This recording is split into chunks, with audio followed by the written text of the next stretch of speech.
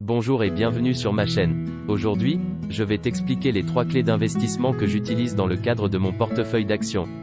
Ces 3 clés sont issues de l'investisseur bien connu Warren Buffett. Mais avant d'aller plus loin, je t'invite à t'abonner à la chaîne, à liker et commenter. Dis-moi ce que tu penses de ces 3 clés. Les 3 clés d'investissement selon Warren Buffett. Warren Buffett est un investisseur très connu dans le monde des affaires. Celui que l'on surnomme l'oracle d'Omaha est né en 1930 dans le Nebraska. Il a commencé à investir à 11 ans dans les actions et est devenu millionnaire à 30 ans. 20 ans plus tard, il devenait milliardaire.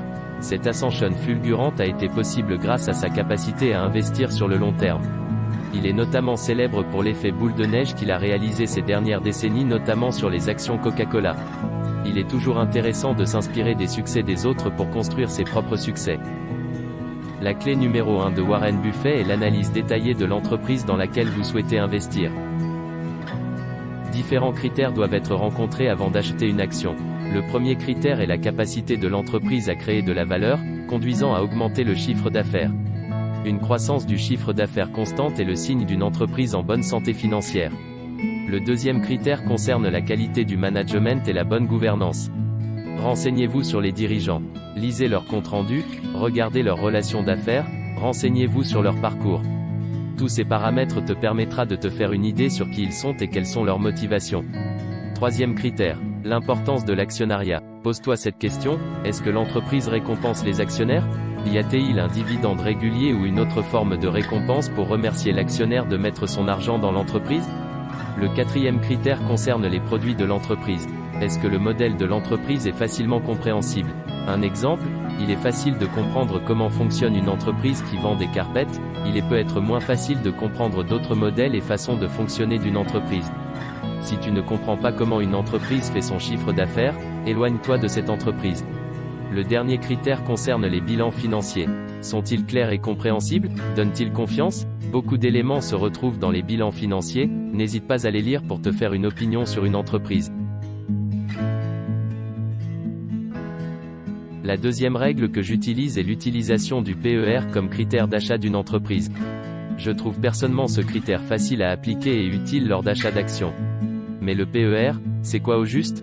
Le ratio cours sur bénéfice, PER en anglais, est le résultat du calcul divisant la capitalisation boursière d'une entreprise par le résultat net, ou en divisant le cours d'une action par le bénéfice net par action. C'est donc en fait un calcul permettant de déterminer si l'action d'une entreprise est chère ou non. Une entreprise avec un PER de 10 sera jugée peu chère vis-à-vis d'une entreprise avec un PER de 100. Le PER est donc un facteur utile dans le cadre d'un achat d'actions. Il ne doit pas cependant être l'unique facteur d'achat. Votre situation personnelle, vos valeurs personnelles, votre stratégie d'investissement doivent également vous éclairer dans vos choix. Personnellement, je regarde le PER des entreprises que je décide d'acheter une fois mon analyse détaillée réalisée.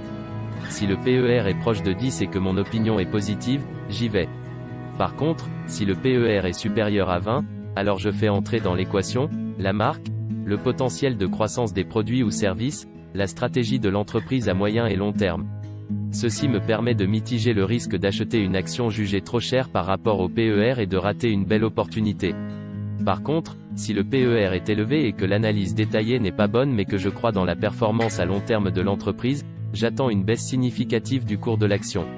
Armez-vous de patience afin de ne pas regretter un achat. La troisième et dernière clé est la stratégie visant à acheter et à retenir sur le long terme l'action choisie. Investir sur le très long terme, appelée technique buy and hold, est une technique que j'applique depuis plusieurs années. À mes débuts, j'ai fait l'erreur de vendre impulsivement certains titres qui avaient bien performé, me disant que ainsi je n'allais pas perdre d'argent. J'avais tort. En effet, à partir du moment où une entreprise récompense ses actionnaires et que les produits ou services permettent des marges, des effets émotionnels de la bourse de perte ou de gain ne seront rien sur le long terme. Tant que les fondamentaux et vos convictions sont positives, une action qui va perdre 10% de sa valeur, personnellement, je la garde. Elle remontera plus tard. Évitez donc de vendre ou d'acheter de manière impulsive. Gardez vos actions au chaud pendant 10, 20 ou 30 ans. Comme vous pouvez le voir sur le graphique de suivi de la valeur d'une action Coca-Cola depuis son introduction en bourse, la croissance est soutenue. Si vous aviez acheté une action Coca-Cola dans les années 90 à 10 €, elle vaudrait aujourd'hui 56 €. Si vous ajoutez à cela que l'entreprise verse un dividende ininterrompu depuis 21 ans et en constante augmentation, le retour sur investissement sera forcément beaucoup plus grand que si vous entrez ou sortez constamment de l'entreprise. Merci d'avoir regardé cette vidéo. N'oublie pas de liker, commenter et de t'abonner à ma chaîne pour ne rien rater de mes futures publications.